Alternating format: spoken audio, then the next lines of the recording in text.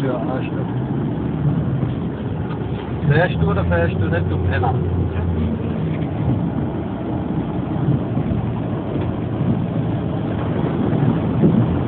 Ja, so.